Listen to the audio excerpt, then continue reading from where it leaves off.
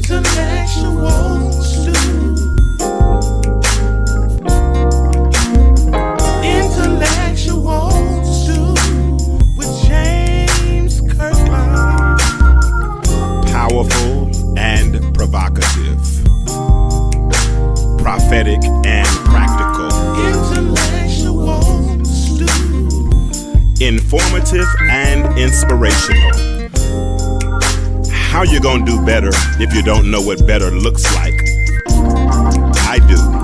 Intellectual stew. Come on, let's talk about it with me, the mind massager. Intellectual stew with James.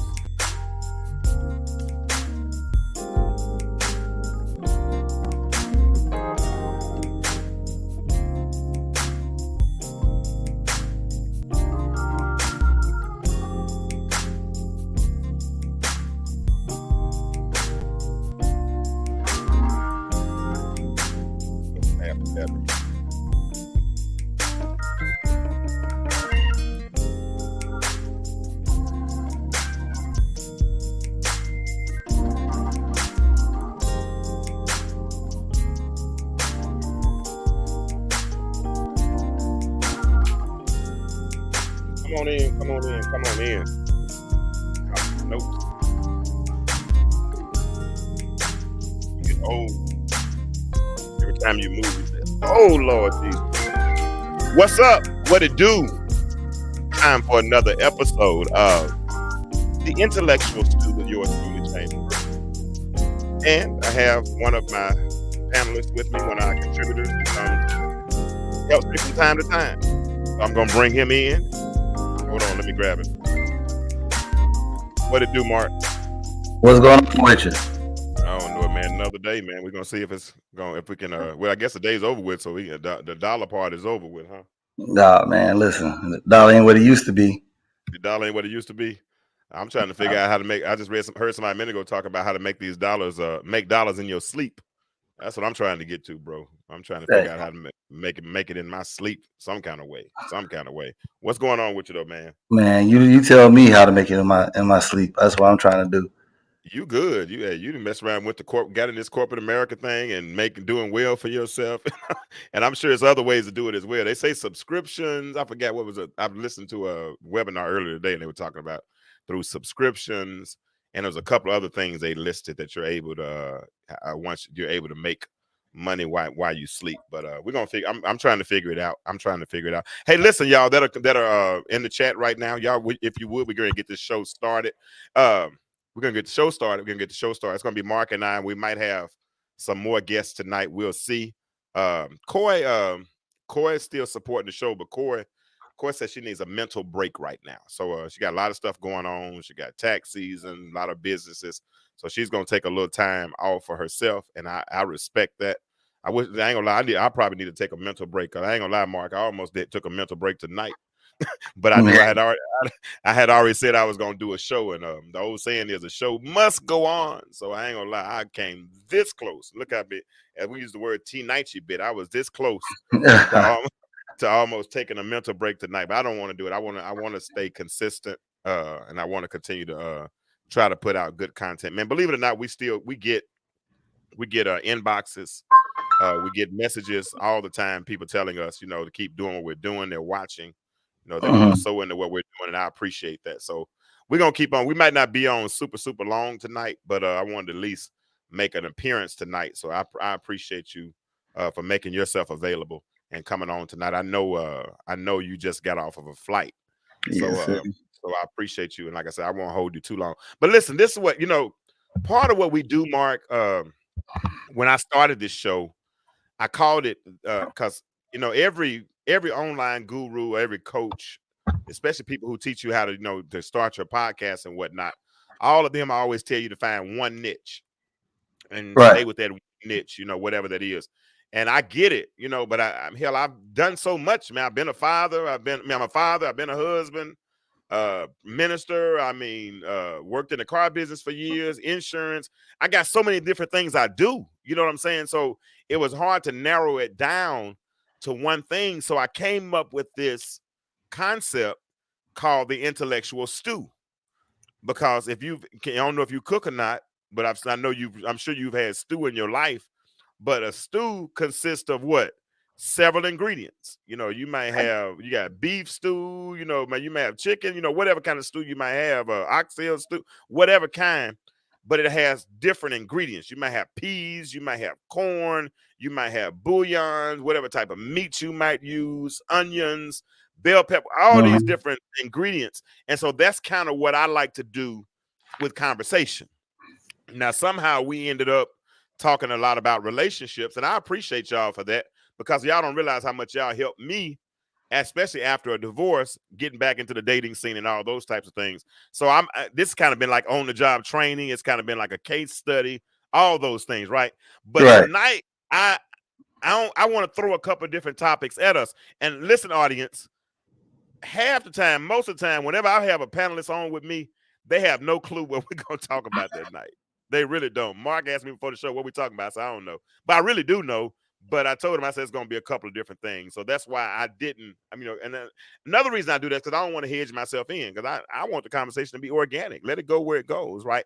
But let's just have a healthy, intellectual, holistic approach, and we can share that way. Now, somebody sent me an article this week, and this article messed me up.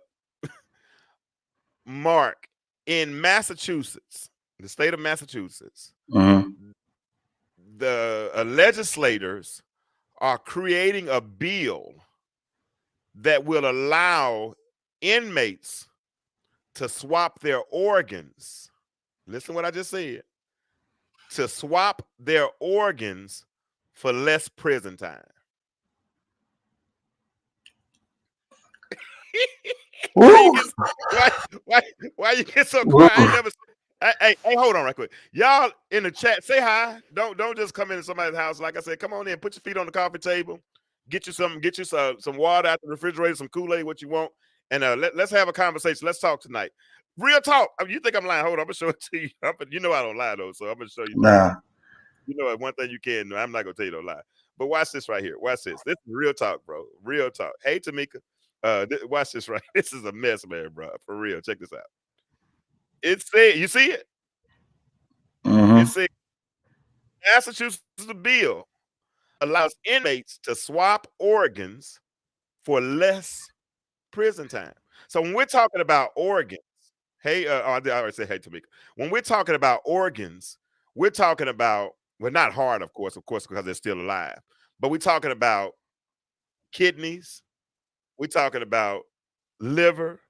We're talking about bone marrow, all of these things, and they're able to swap it for less prison time. But Mark, here's the kicker. Hold on, let me show you. This is amazing. I want to hear what you think about this.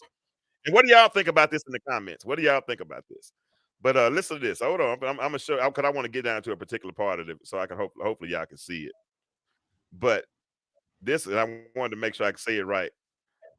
All right. Here, where is it? Because they're saying it's exploitative. But there it is. There it is. Look right there. No, go back up. Okay. Look at the picture of the prison cell. What color are your hands? Black man. Black man. And in that state, Massachusetts, black men make up 28% of the prison population, but they only make up like 12% of the state population, something like that. But look at this right here. Guess how much time they're able to exchange for their organ. You see that right there? Did you see what I just highlighted? 60 days and 12 months in exchange. 60 days or 12 months in exchange for an organ. Did that sound like a fair trade-off to you? I'm about to give you one of my kidneys. I'm about to give you some of my bone marrow so you can have a bone marrow, so somebody can have a bone marrow transplant.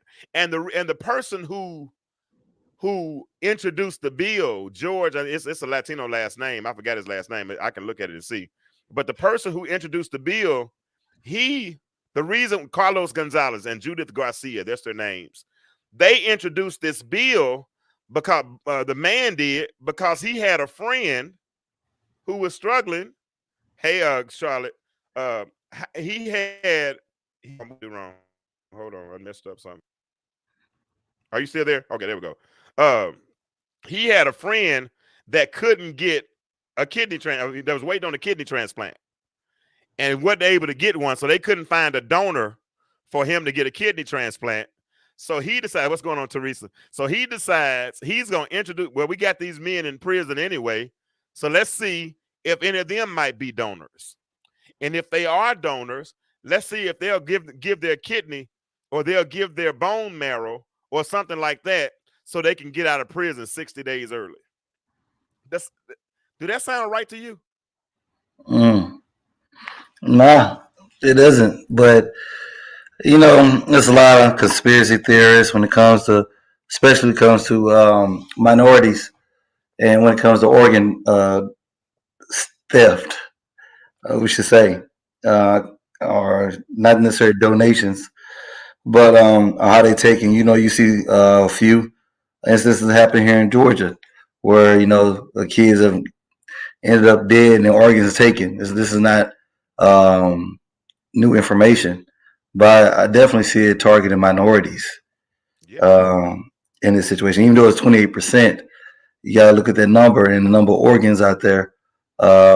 If you can get 100 kidneys on deck, I think a lot of people, and you understand, this is not a new thing, especially when it comes to our race and our organs and how more superior they are to the majority out there, or should I say, the Caucasian race.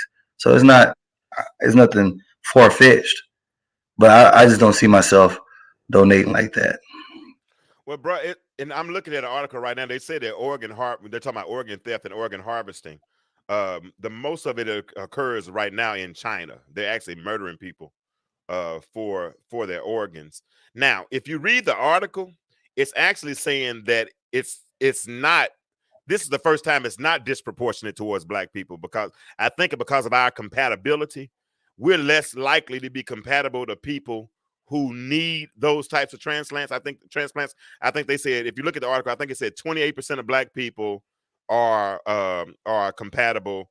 40-some% of Latinos or Hispanics are compatible, and like 74% of white people are compatible. So the black dude that's kind of signing on the bill is actually trying to say that it's not a black brown type thing, but you and I know better. I mean, that kid that kid in Valdosta that you're talking about, that they killed football player. I mean, when they went, and those that don't know the story, look it up. In Valdosta, there was a kid, high school football player, ended up getting killed. And when they put his body in the morgue or in this funeral home, they ended up finding that his organs had been taken out, and they put newspaper in where his organs were supposed to be. So this is real. But the state of Massachusetts, what they're saying is that if these prisoners want to get out of prison early, they have an option of doing so, and they can reduce their sentence if they agree to give up their organ. That's crazy to me. That's flat out, because I just can't see me giving up a kidney for 60 days. Hey, let's say 60 days and 12 months, right? I guess it's depending on the organ. Yeah, I was gonna say which organ is 12 months. Hey man, listen, because I can't live without a heart, right? So it's gotta be something I can live with, that I got two of. hey man, my mind only can go to so many two things you have. So many things are two, and what can regenerate and what can't regenerate. So I mean, it's crazy. I'm looking at the organs that can be donated. It said the organs that can be donated include the heart, intestines, kidneys, liver, lungs, and the pancreas. So the heart only got one, huh? The lungs. I mean, look, bro, look. What you? I'm just gonna stop right there. You're gonna roll around with one lung. You can't. The heart ain't gonna grow back. So I don't know what you're doing with that. That's not even a good bargaining tool right there. No, heart. I'm gonna need. If I give up my heart, which I'm being super facetious for those that are listening, if I give up my heart, I'm gonna need a little bit more than 12 months. I mean, a little more than 12 months off my sentence. Yeah. 12 months ain't gonna do it on this one, bro. 12 Yeah. months just ain't 12 months just ain't gonna get it done for real. And I assume we only got one pancreas. Biology was not my subject. I ain't gonna lie, man. I mean I know physical science. I learned the periodic table and all that kind of stuff. I remember but biology and sciences were not my subject. I was more the Englishes and the maths and things of that nature. But I just don't understand. Yes, that's why I just said if you give up your heart, that's dead. You're dead. So I don't think that's one of the ones. The ones that they were really focusing on were the kidneys. The ones they mainly that they main ones they listed were the kidneys and the bone marrow. The bone marrow. So I think bone marrow would probably help those that has bone cancer or something like that.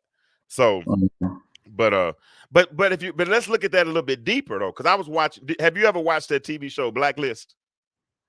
No.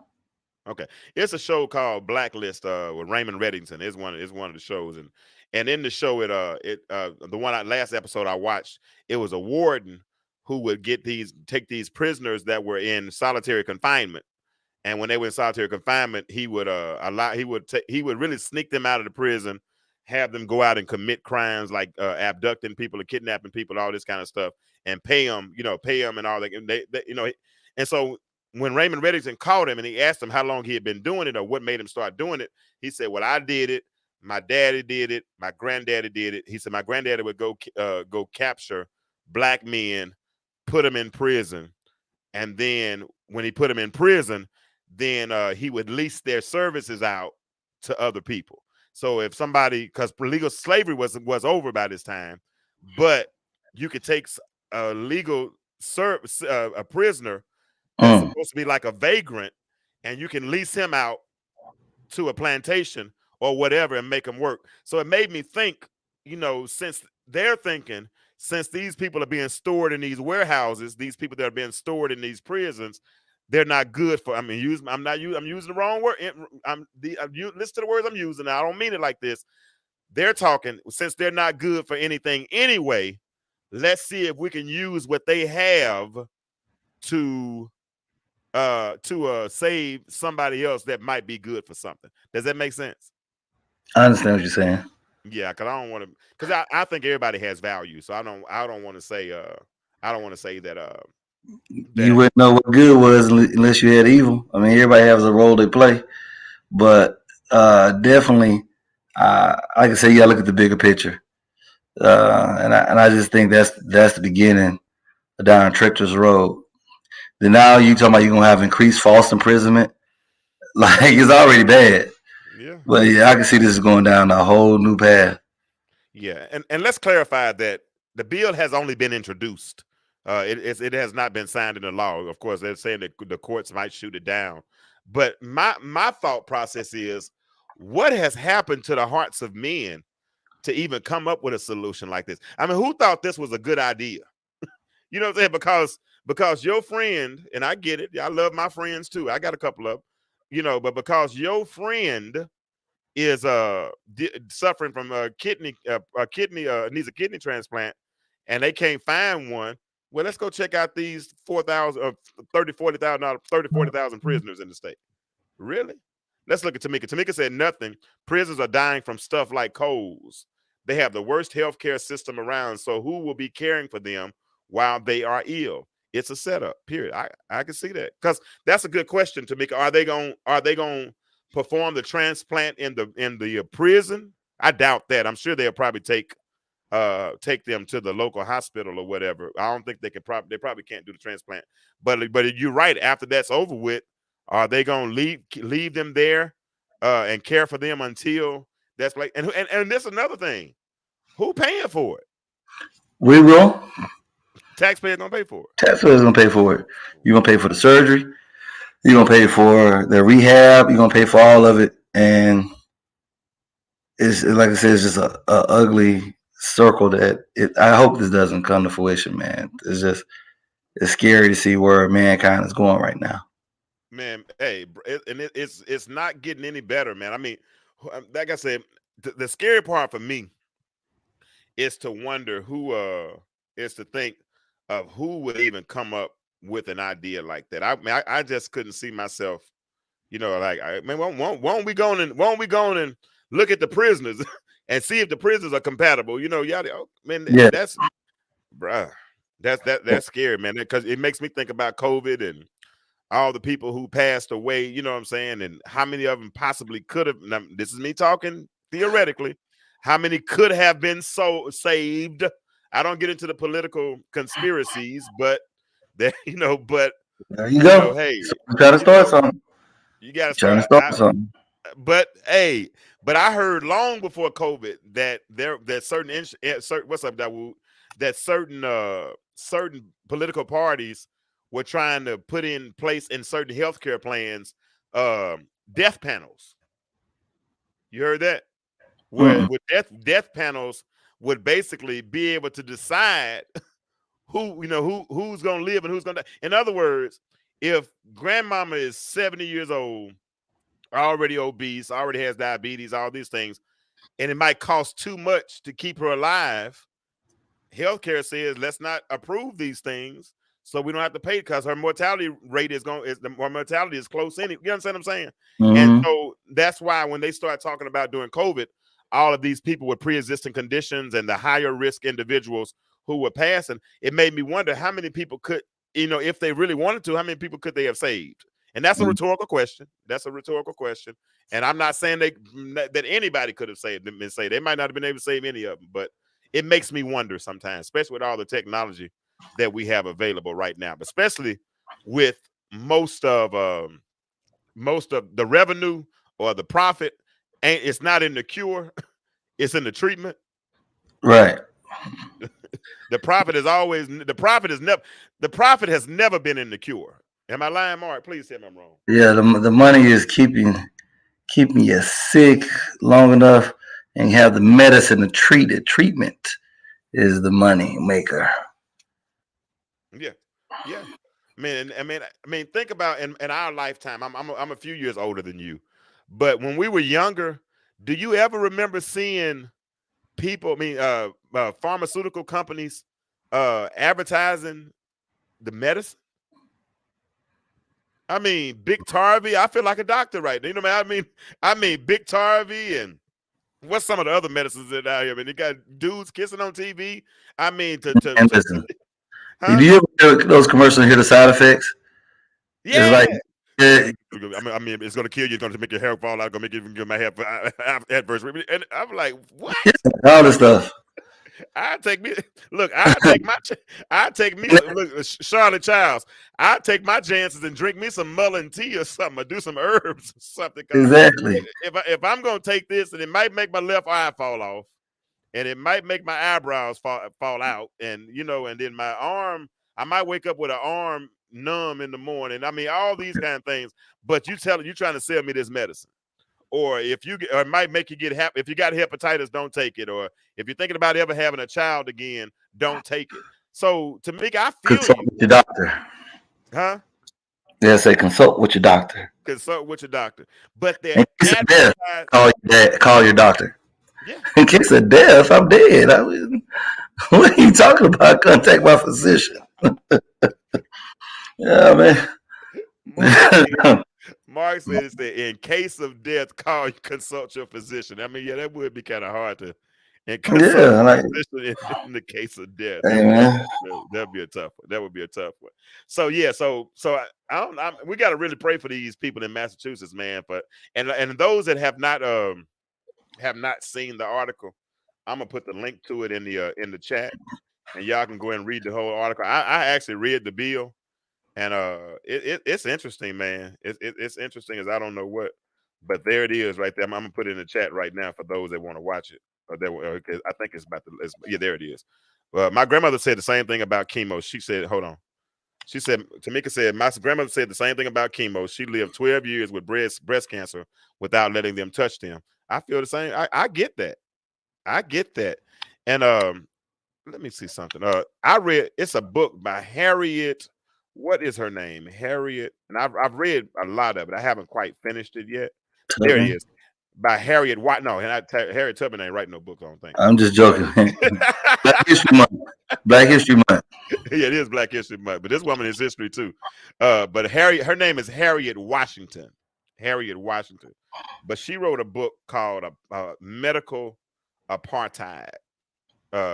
And she was a nurse slash doctor.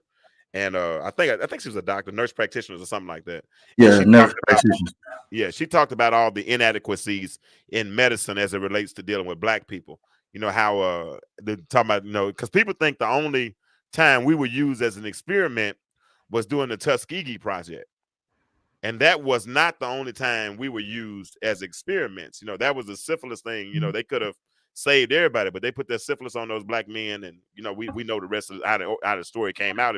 If you don't look it up, but according to Harriet Washington, even back when slaves were slaves, when we still had slaves, if master was a doctor, master would go outside and pick out certain slaves. And when they get through working in the fields during the daytime, then at night they would come in master's lab, and then master would perform experiments on them. One young lady they talked about, they said they would bring her inside, put her in a box, heat her up to 120 degrees. She'll pass out. Once she passed out, they'll wake her back up. And then once they wake her back up, they'll start doing the same experiment again. And in the next morning, she was expected to go back out and work in the field again.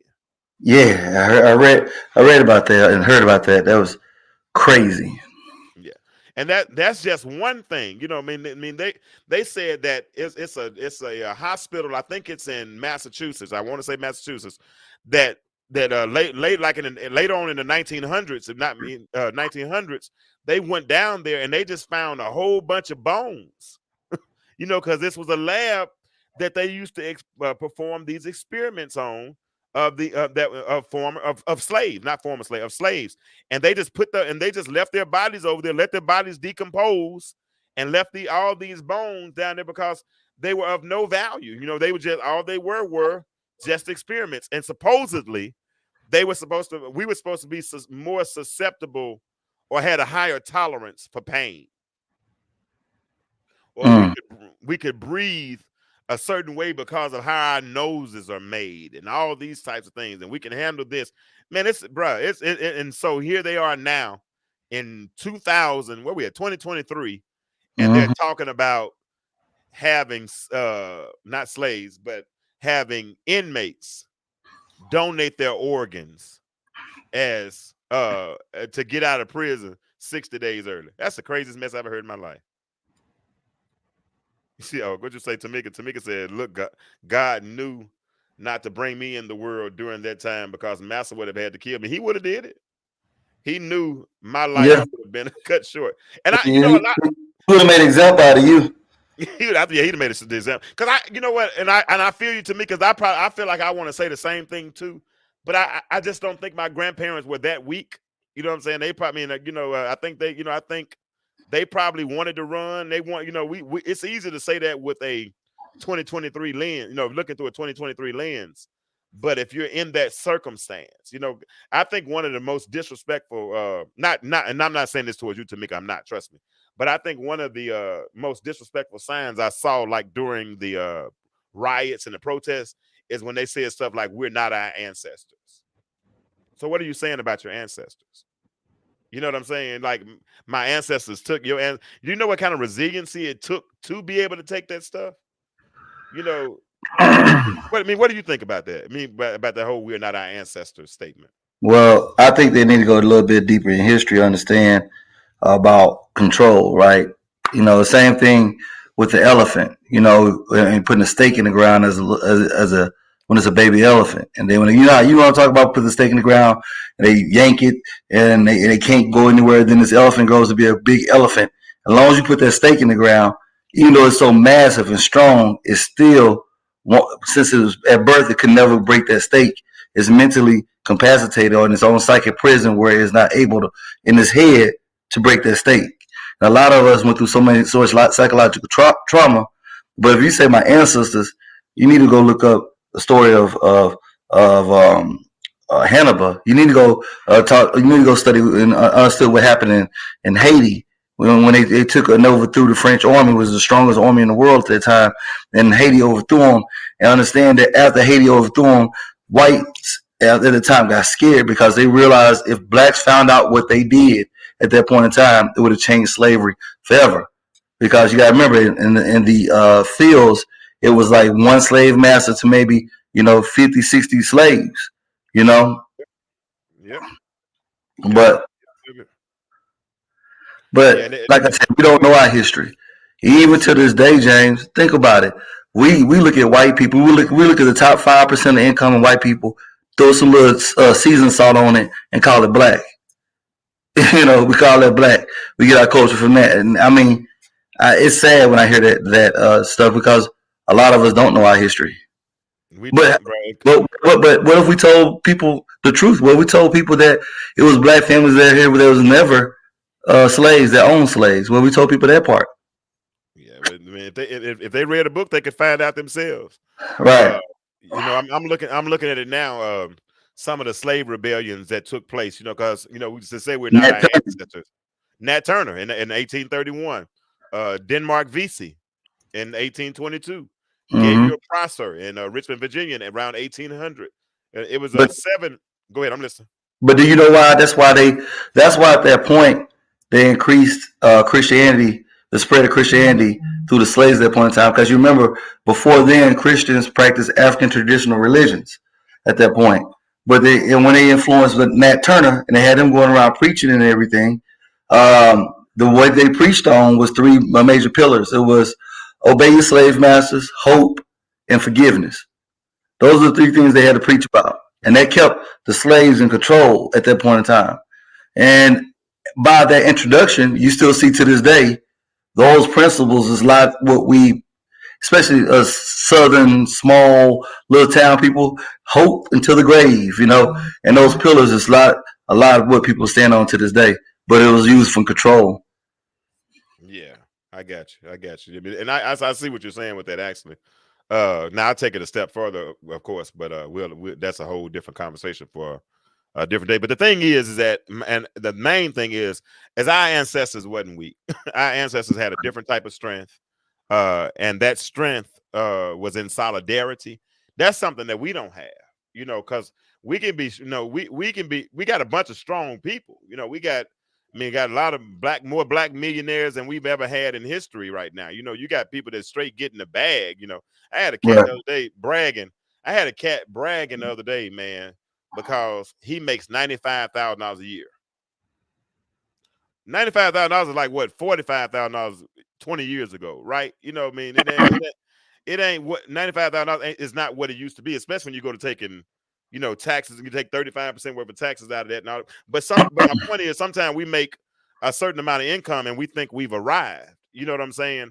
But actually sometimes it's enslaved you farther, because what it did is it made you think you arrived. And when you think you arrived, that means you left somebody else. And when you left somebody else, what we've done, here it is, we've weakened our substructure.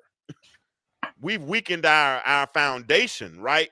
We used to think, because at least in the 70s, James Brown to say something like, say it loud, I'm black and I'm proud. When he said say it loud, everybody said I'm black and I'm proud, right? Now, if you say it loud, you got someone say, shh, be quiet, you're talking too loud. Or somebody will say, well, I'm black, but I'm proud, but we got to stop killing each other. It's always a but in there somewhere, right? You know what I'm saying? Instead of just being strong. I hear this a lot. So many people that visit Atlanta, and Atlanta, we that black thing, right? We that booger and the sugar. And the thing about it is, one thing is, I take so much pride being in Atlanta and being around so many of our own. But there's a lot of people that don't take pride, and I'm not going to try to attack. But and the thing is, more of my educated individuals, I hear them say a lot. Like I love South Fulton. It's 90% black, right? Blackest city in the U.S. Above a population of 100,000. I brag about that. But some people don't like it. Our people, they be like, well, I like places that have more diversity. James, that don't piss me off more than anything, because you don't hear white people asking about diversity. You don't hear Asians. Matter of fact, I tell anybody who watches this podcast, if it's a female, when you go get your nails done and your feet done, watch how those Asians, will take your money, but look where they eat. They ain't gonna eat at the places around here. Their food, they gonna pack their lunch, or they gonna eat at the little 424 or how or right up the street and support their people. They're not gonna eat no. They ain't gonna eat no Popeyes or nothing like that. They don't care about your stuff. But we always are searching for acceptance, You're right. and I wish we could go back to those ways. Solidarity. I mean, what is that? Integration was one of the worst things that happened to us. Worst things that ever happened to us. Worst things. I mean, I 100% agree with that. The integration, the Fair Housing Act of 1967. I mean, welfare, all of those systems, and keyword systems were put in place to oppress us. And the thing is that systems operate subtly. It's SUBTLY. They don't not suddenly. They don't happen fast. They happen over time, right? Because a system affects a mindset. A system makes you think that it's right. Because you know what? We even bought into this whole privatized prison thing, right? Mm-hmm. We bought into, hey, well, they criminals, they need to go to jail. But yeah, they do need to go to jail, but sentencing needs to be proportionate. If he's going to jail, then old Peter need to go to jail too.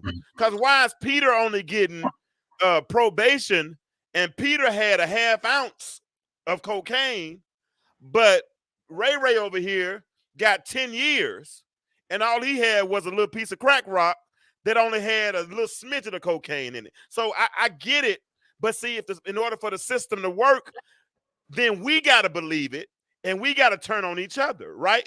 So when you got Negroes that point the finger at each other and say this and say that, but don't recognize that the playing field is not level at all. After the Emancipation Proclamation and all the slaves were freed and black folk went to their respective houses, one thing was noticeable about their houses.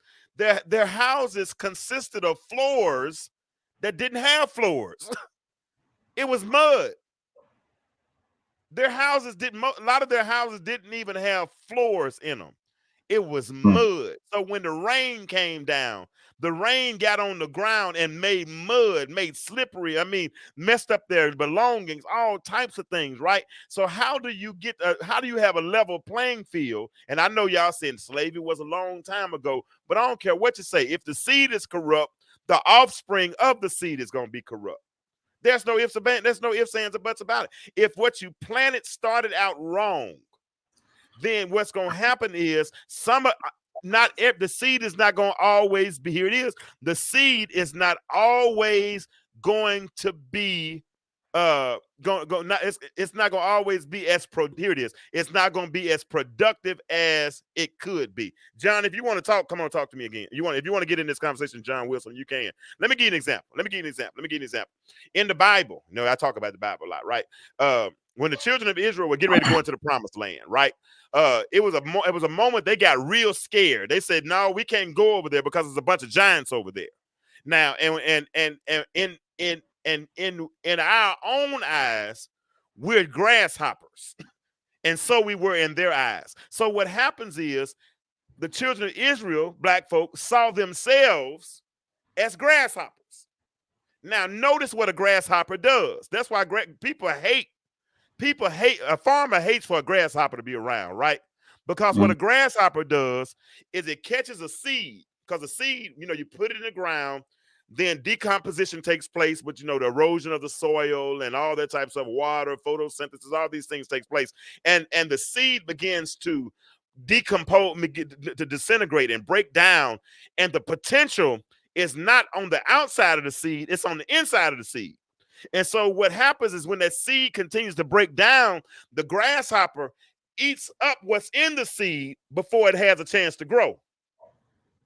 So the potential that could have gone forth, because some of us are pregnant with potential, right? You see people that are awesome on the basketball court, great on the football field, great in the classroom. They got a whole bunch of potential, but then all of a sudden here comes a metaphorical grasshopper and it eats up the seed that's just about to grow. That happens to us so many times, Mark. The street life. And a lot of times the grasshopper mentality doesn't come from them. It comes from us. Right. Because we try to use them as a litmus test for how we're supposed to be. How does that work? Why do I measure myself against them? But You shouldn't. I get mad thinking about it. I get pissed thinking about it, right? Because I grew up in a neighborhood where I was the only black on my street. My mom and dad bought a house, and they in North Little Rock, Arkansas. And when I was we moved to North Little Rock when I was in the 4th grade, and we were the only blacks on our street, and I was the only one in the neighborhood, right? So I played basketball with them. I went out and rode go-kart, bicycles with them. We swam in 5 Mile Creek together. We did all these things together. But then when I went off to middle school, what we called it junior high back then, and got to high school, and now I started seeing more African American, more black folk. I'm like, whoa. You know what I'm saying? Then I went to HBCU. I'm like, whoa, this is a whole different world right here. And I would never have learned that at Old Main High School. And don't get me wrong, those who went to Old Main, y'all know we had a pretty diverse school. We probably were 60-40, maybe 55-45. We had a pretty diverse school, man. And I think we were okay. I see a lot of the racism now going back, but it's interesting. It's interesting. I don't know how I got on that tangent, but we got to stop allowing. John, you said the view depends on the perspective of the participant. Absolutely. But sometimes perspectives are limited. Like, John, you from Chicago, and I'm sure you know that there are people in Chicago that live in black neighborhoods that never leave their neighborhood. So therefore, they never interact. Huh? That same thing in Atlanta. They don't leave their neighborhood at all. Never leave their neighborhood. Don't have to interact with white people. There's certain times I don't have to. You know what I'm saying? Because if I just keep my circle limited to church and a couple like funerals and different things like that, I don't have to hardly interact. And you can do that. But even those of us that don't, most of us still try to measure up our standards according to their standards. That's what I just said, didn't I? Yeah, I'm repeating it. You're right. Like, we look at the top 5% of whites, and all of a sudden we both made $40,000. Somebody, we need a prenup. Shut up. Like, stop that dumb stuff. You know what I'm saying? Like, what are we talking about? Sammy, you hear this? But Sammy, he said they both making $40,000, asking for a prenup. What they gonna take? It costs more to get the dog. Why? Look, it costs too much to get the dog on lawyer and retainer. We just hear stuff we don't understand. Yeah, we don't understand, and then we don't understand how the social economical platform, how far behind we are, and our plight in life is different from theirs. Yeah. We shouldn't be talking like them. Yeah. But that's what happens when you got a culture that with no ties. Yeah, you're right. Listen, I want to change it because, like I said, we're not gonna be on too late. But let me ask you. I'm gonna ask you a question. Do you watch TV? Mm-hmm. Do you watch a lot of TV, or you don't watch much? So, okay, I watch a lot. But do you have like certain actors, especially black actors? But I ain't gonna say. But do you have certain actors that you just can't stand? I don't know them in real life, but every character I see them on TV, I can't stand them. Nah. You don't have nothing like that? Tyreek had me for a little bit, but then, I kind of, backed up. Tyreek from Ghost, he had me for a little bit. But then, what I'm saying, that when he came out with his other show, I kind of liked Tyreek. So, yeah. Tyreek needed a whooping. That's what he needed. Tyreek needed a whooping. That's all he needed. Man, I'm telling you. Took his own daddy out. Crazy. He took his daddy out. But man, listen though, it's where's that dude at, man? I'm trying to find him. There he is. I can't stand this joke here. Let me put him on the screen. Hold on. Let me put him on the screen. Now this one dude right here, any movie he plays in, I'm about to put him up. Can I get a bigger picture of that, please? I'm trying to find a bigger picture. Yeah. This dude right here. Hold on. Let me find him. James, we must carry the view of Joseph Kennedy. John, I'm changing the subjects now. We might get back to that in a little bit, but I'm changing the subjects now. But listen, I'm gonna get to something else in a minute. But this dude right here, I can't stand him. I ain't gonna use me lying. I think this this ain't it. Hold on, here it is. There it is. Yeah, that's him. I can't stand him. This dude right here. You know what I'm talking Oh, about? yeah, you see him in BMF, huh? I can't. Yeah, he in BMF. He also was in that Tyler Perry movie with Kimberly Elise. He was her husband in Kim Yeah, he's in a that movie. husband. Yeah, Yeah, he breaking he up. plays that role, don't he? You say what now? He plays that role like that dude. Yeah. When a dude can play that role that good to make you dislike. Let me ask y'all in the chat. Do y'all have any actors or actresses? And mainly be actors, man, because they always put us. That's the one I can't stand. Yeah, Diary of a Mad Black Man. That's the one I can't stand either. I mean, and they're playing their role when they do this, right? But for whatever reason, it's the person who has always gotten the most play, especially African American men, has been the most narcissistic black man. The one who's playing the butthole, the one who's disliked. You know, that's the one that's the most remembered, seems like most of the time, right? I mean, think about it. James Evans in history, narcissist, probably. Probably. George Jefferson, you know, big time narcissist, right? I Mm-hmm. mean, Fred Sanford, big time narcissist. They always want to paint us in a negative light, and then when they paint us in that negative light, we take that narrative in real life and start to project a lot of those ideologies on black men that ain't done nothing wrong. I know I'm reaching a little bit. Like I was watching this morning. What's the name of that movie? I was watching Tamika. I was watching I Can Do Bad All by Myself. And this dude right here, I can't stand him in nothing either. I ain't gonna lie to you. I can't stand him. And I don't know him from Adam. I don't even know his real name, but I don't like him. What's here it is right here? Is this it? No, that ain't it. This it. Yeah, this dude right here. Y'all know him? Yeah, my Huh? man, he always cheating on somebody when he in his role. I can't stand it. They But made him. man, huh? They made him like he's always grimy, or he's the big cheater. You know what I'm saying? Every freaking time, man. And on that movie, I Can Do Bad All by Myself. You know, Mm-hmm. he was Taraji's boyfriend, but he, like you said, he was married, but he was messing around with Taraji, and he's slaying over there like he's her woman. You know what I'm saying? And this dude, I mean, with Kaya Blue Valentine Design, I can't stand him. I ain't gonna lie. But I'm watching the movie this morning, and something, and I watch movies, but I don't always retain what I see. You know what I'm saying? My memory, if I don't transfer my short term to long term fast when it comes to movies. So I'm not the kind to remember lines to movies. I don't even remember storylines a lot of times.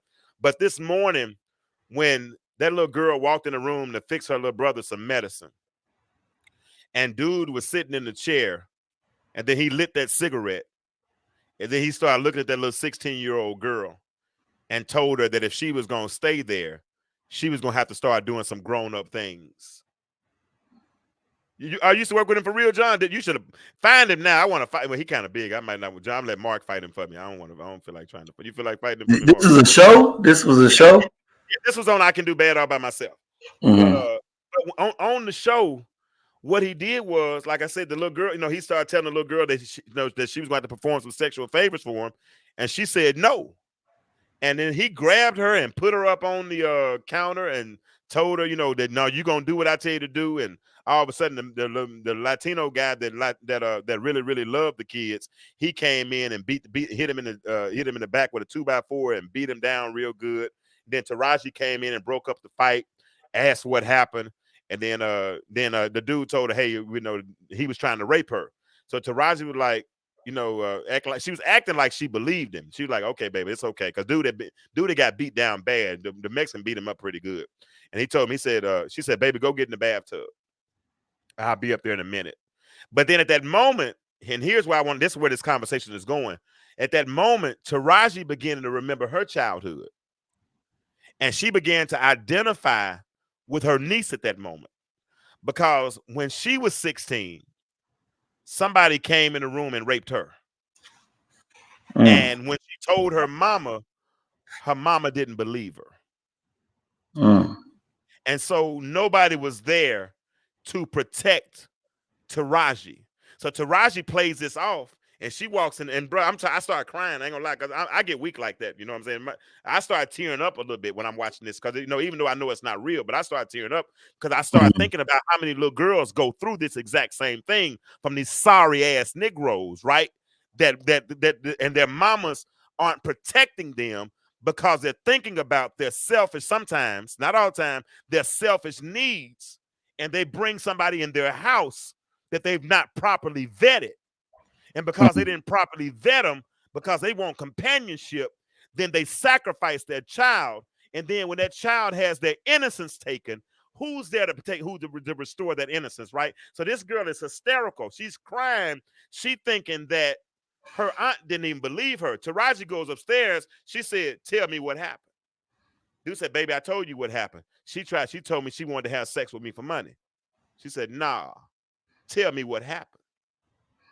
Baby, what do you mean? No, I just told you. She just offered me some sex for money. Taraji walks out of the room, goes and grabs the radio, plugs the radio in. She said, "Tell me what happened." And he keeps trying to lie. She started putting the radio down to her. She said, "No, I've been there before. I've seen this scenario before.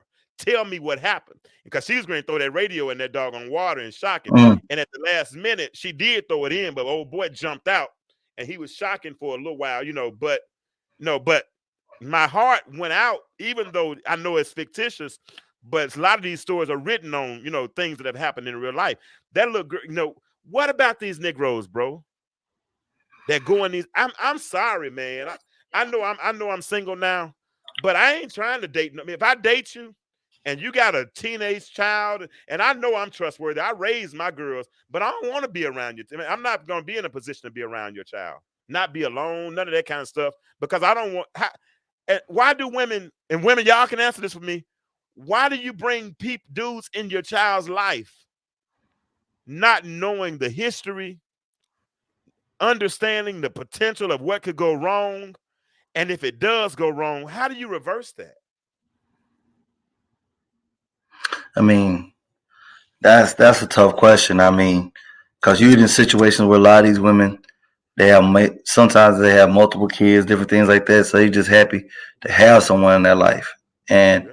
and they get so connected to the person that, especially James, we're talking about in places where people see no light. You know, people think that little area they're in, that's all they can have, all the only best person they have in this world. And they when they're caught in that mindset, they do overlook those things. I've had that happen, not to any female in my family, but it definitely happened to a couple males I knew. So, and we could talk. It definitely is bad with the women, but you gotta remember when a boy tells that same story, Yeah. it's flipped and saying, "Oh, you liked it though, didn't you?" Yeah. Yeah. I can relate. I mean, I know young boys that have been in that very same position, and they would never call it rape. You Mm-hmm. want to give him a pat on the back, you know what I'm saying? Because he got his little wee wee wet or whatever you want to call it, right? But let's look. Sammy said, "You know how many women have been touched inappropriately? It's crazy. A lot of men don't realize what women have gone through." Yeah, I get it. I get it. But my point is, and therapy works. But I'm just saying it shouldn't even get to the point of therapy if we protect our children properly. Um, that's Kai. What Kai of Blue Valley? Oh, what's up, Kai? I didn't Kai. I didn't realize that was you. Now I know who you are. Kai said, "I'm not a mother, but that's something my mother didn't even do. She didn't play about me, and you can't. Man, that's the thing. Prayerfully, John Wilson, they survived to make it to therapy. Mm-hmm. But what about if they don't even make it to therapy? What if they commit suicide because they feel inadequate? Or All right. because they feel devalued. You know what I'm saying? I mean, therapy, people, and I love it. Black people need therapy, men need therapy. I get all that kind of stuff. But I mean, some of the stuff could have been prevented prior to therapy. Sissy Brown, I think her name's Sissy Brown. She's from Nashville. She put a story up one time talking about a young lady who who allowed a man to move in with her, and the daughter had a sleepover. I think we talked about this a few months ago, Mark. The daughter had a sleepover, And on a Saturday morning, while they were all asleep, the dude, stayed upstairs long. Then finally about 10, 11 o'clock, he went downstairs and told everybody to get up, move around. Let's try to get this house. And it traumatized the little girl. And everybody was upset at the man because he went down there and told the girls to get up. My question was, why mama living with a man? And number two, why the little girl sleeping in a common space? I mean, because if my daughters were having a sleepover, they're not going to sleep in the sun. They need to sleep in the bedroom, or somewhere like that. Because what if they're sleeping in a nightgown and the nightgown comes up in the middle of the night, and while I'm walking down, well, first of all, if I know they're sleeping in a common space, I would have told somebody to go get me some water. I probably wouldn't even walk past them. I'm not going to put myself in that position. Right. I'm not going to put myself in that position. My ex-wife and I, we purposely didn't let our daughters spend the night over anybody's house. Nobody. I definitely, I don't know. I got two boys. I can't even let my mind go that far. But I think it's balanced too, because at the end of the day, James, you can protect them, but I think at a certain point you got to provide guidance, because to shadow them or to shot them to be shied away from the reality of the world when it hits them in their face, how they gonna deal with it? Not saying that touching part. We're just saying the social acclimation part of it. I get it. Because when I went to college, all those parents that sheltered those kids get pregnant like I don't know what. Man, when those girls got out, yep. No Jesus. Yeah, but you know what, man? But I agree with that. You got to prepare them for real life. But I think two or three things have to happen. Number one, you got to protect. But number one, you got to prepare them. But while you're preparing them, you got to protect them. And part of that protection is insulation. You got to insulate them as well. You understand what I'm saying? And that means protecting them from what they don't know. You know what I'm saying? Because the little girl walking around the house with some shorts on, that means she don't know no better. She don't know she might be enticing somebody or anything of the sort. You know what I'm saying? But I would be like, take your butt in the room and put on, go in there and put some doggone clothes on, But that's a man probably that's gonna make that conversation. So this is gonna be interesting. It's gonna be interesting. Man, that's a slippery road you talk about with the clothes and stuff, man. It's bad now. Oh, bruh. It's bad. Sammy Smash said all this stuff wasn't on TV in the 50s and 60s, so they probably didn't think about common sense stuff like that as much. That's true. Ward and June slept in separate beds. You don't even know who Ward and June are, do you? Nope. Let's leave it to Beaver. Remember Leave It to Beaver? When he came on, me and Leave It to Beaver didn't have too much in common. I didn't care less about his show. Man, when we grew up and we didn't have babysitters, we had to stay at home all day until our parents got out of school. We watched TV, and so I watched. Oh man, I was going to ask a question earlier today. Which one was more popular to you? Which one did you like the most? The Little Rascals, or I'm gonna ask you out in the chat. Which one did you like most? The Little Rascals or the Brady Bunch? Little Rascals or the Brady Bunch? Which one? I watched all that stuff. Let me tell you something, James. We were so creative in our day and time.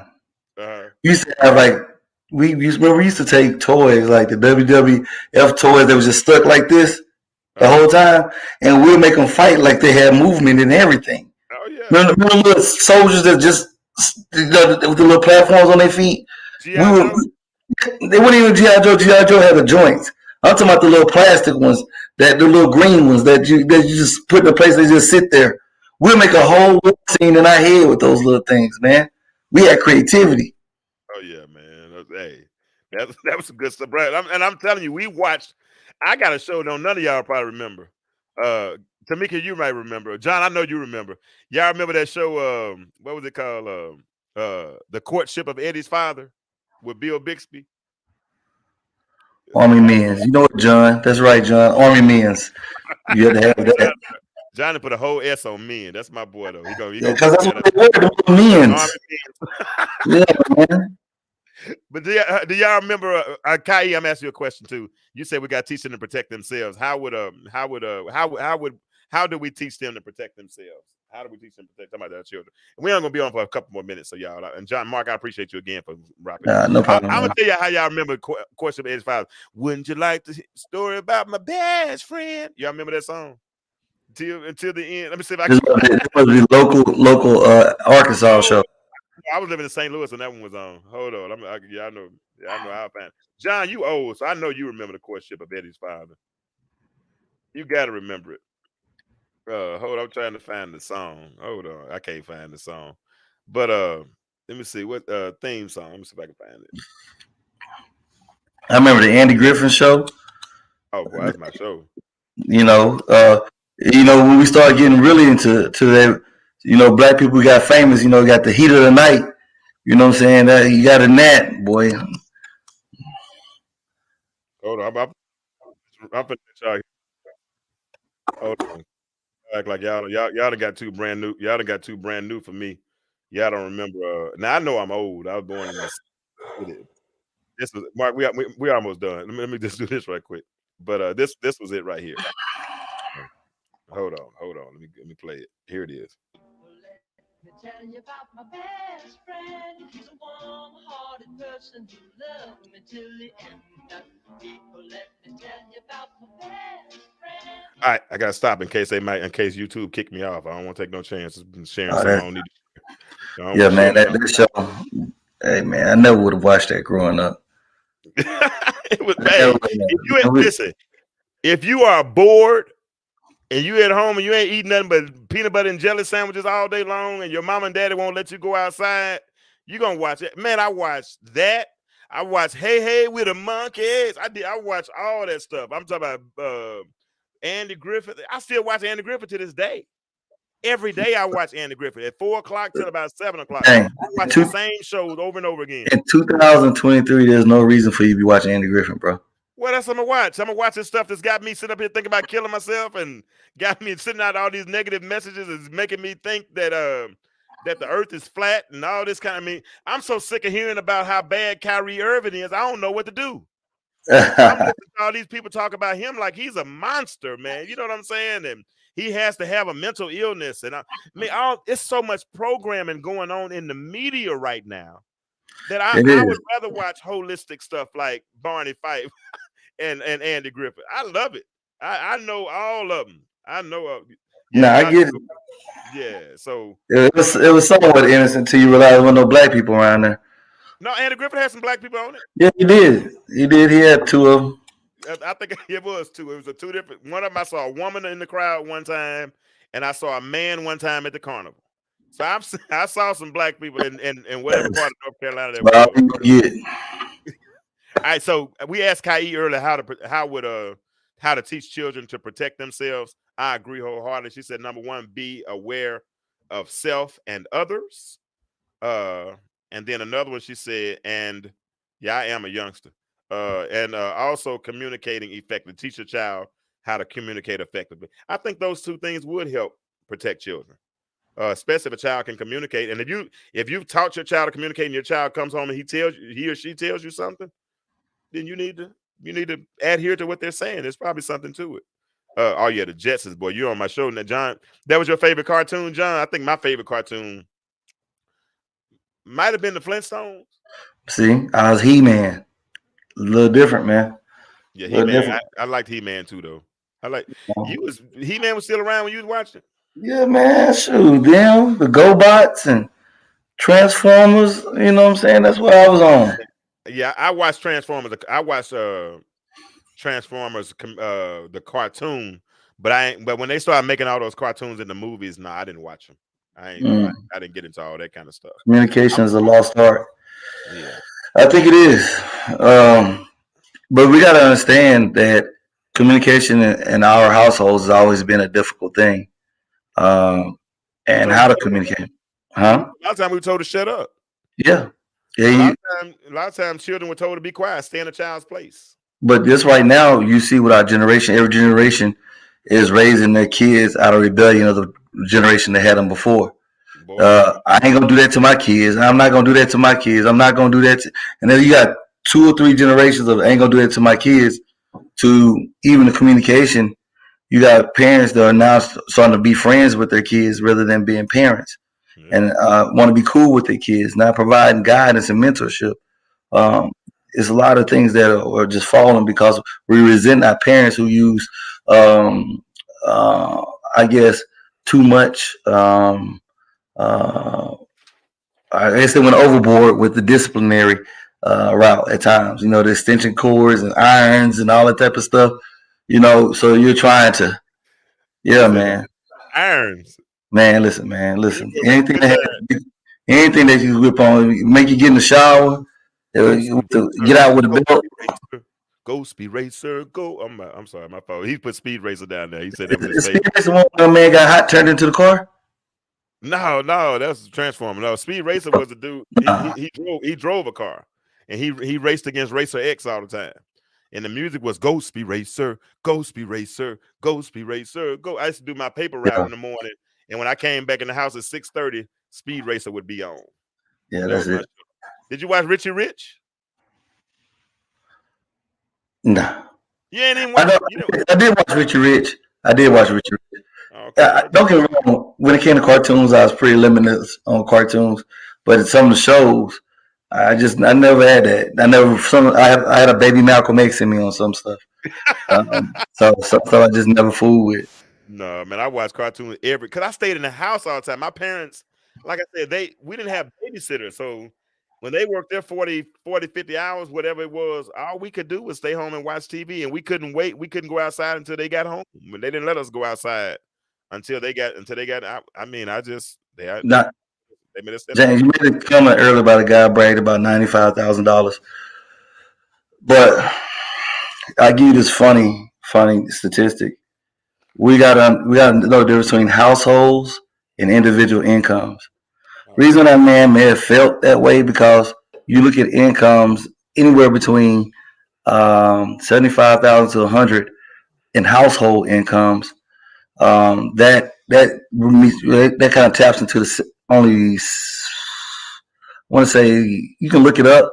I want to say only about 7.6% of black households earn that. So you do the numbers. Now Atlanta, you do got a lot of schemers, scammers, and under the table money going on around here. But for the most people, this is kind of why they feel that kind of way. But even with that, with inflation and everything else, it's still a struggle, man. Wow. Wow. Wow. And I'm looking. Broad analysis shows that more than half of black households earn less than $50,000. 46% make over 50. 3 in 10 make $75,000 or more. 18%. That seems high. That don't. Are you looking at individual? Or you looking at I'm uh, reading. I'm reading Pew Research, and it's just giving a mhm. quick little summation. But the average household, black household, is between both parties is $48,297. Yes, sir. That's the average black household. And she works around me in the car business. She knows we're fine, that kind of money. You know what I'm saying? We don't, Mhm. it's hard to get me to. Well, I'm not gonna say that on the air, but yeah, I mean, it's yeah. I'm not gonna say that. Well, the thing is, what you're saying is, I think I'm reading the same thing you're saying that while only 18% of individual um, Americans make over 100. Now you gotta remember this, and that number 18%. You gotta take that 18% and see the percentage that are black.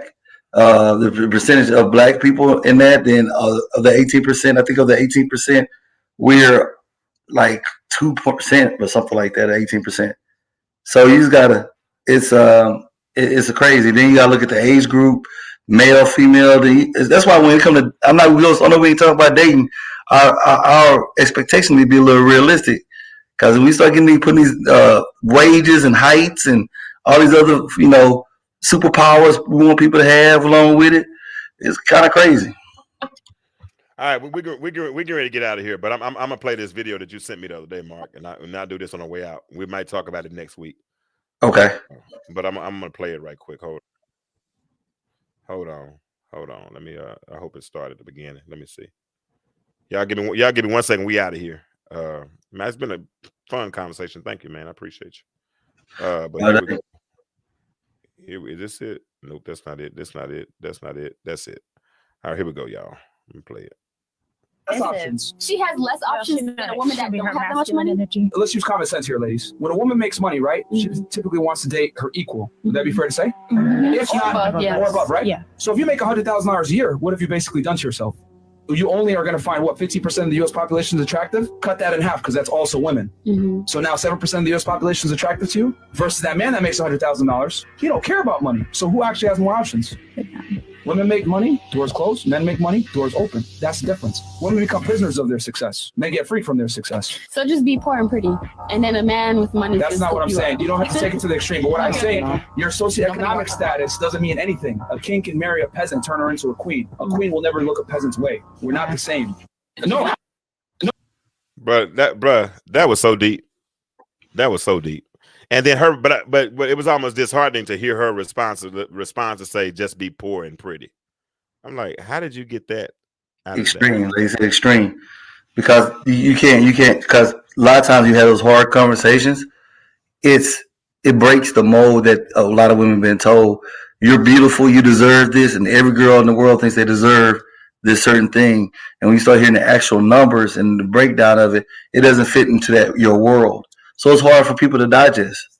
Yeah, that's deep. That was deep. I appreciate that. Was you send me a lot of them. Every now and then, the ones that some of them catch me, but that was so much logic in that one right there. I said, whoa, you know what I mean? And that, it's the truth. It's the truth.